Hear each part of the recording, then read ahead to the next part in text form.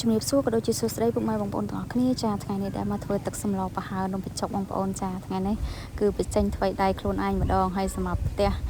ម្ដាយមីងនឹងខ្ញុំនឹងគឺគាត់ស្លប្រហើរបែបខ្ទិះដូងអញ្ចឹងណាតែសម្រាប់នាងខ្ញុំគឺអត់ចូលចិត្តខ្ទិះដូងទេចូលចិត្តតែប្រហើរបងគ្រឿងបងប្រហុកធម្មតាទេបងប្អូនចា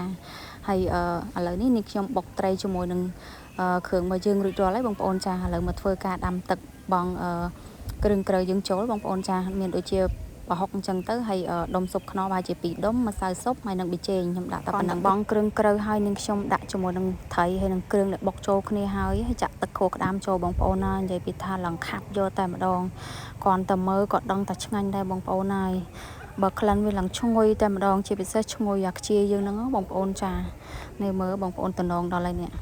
គាត់តែឃើញគួរឲ្យចង់ញ៉ាំដែរបងប្អូនអើយនេះឡើងខាប់យកតែម្ដងណាហើយបន្ទាប់ពីនាងខ្ញុំធ្វើទឹកស្លអីឆ្អិនរួចហើយមកក៏ធ្វើការមកដើរបេះផ្លែប្លុកបងប្អូនចាក្បែរទាំងមានដូចជាតយងចេកមានដូចជាល្ហុងអីអញ្ចឹងណាបងប្អូនចាផ្សាយផ្សំតំណបន្តិចទៅបានបើជា4 5មុខដែរបងប្អូនអើយបន្លែរបស់យើងគឺល្អមែនតើហើយសិតតែជារបស់ធម្មជាតិទាំងអស់បងប្អូនចាមិនថាល្ហុងតយងចេកផ្កាស្នោផ្កាកផ្លោកអីទេបងប្អូនចាទោះជាទិញមកពីផ្សារក៏ជារបស់ដែលធម្មជាតិដែលគេរកមកអញ្ចឹងណាបងប្អូនចាមិនមែនដាំទេហ្នឹងហើយឥឡូវអ្នកម្ដាយនាងខ្ញុំមកធ្វើការជួយកោះល្ហុងហើយយាយរបស់ខ្ញុំហ្នឹងគឺគាត់ជួយបេះបន្លែបេះអីអញ្ចឹងទៅមានដូចជាស្លឹកកទួតអីអញ្ចឹងណាបងប្អូនចាគាត់ឃើញចេះទៅភ្នែកព្រោះមនុស្ស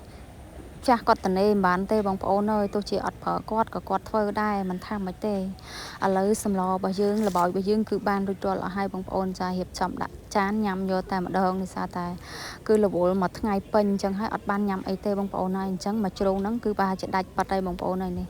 មើលតំណងដល់កជាពិសេសបានម្ទេសសទៀតនិយាយពីថាជាតិសាហាវយកតែម្ដងណាបងប្អូនចា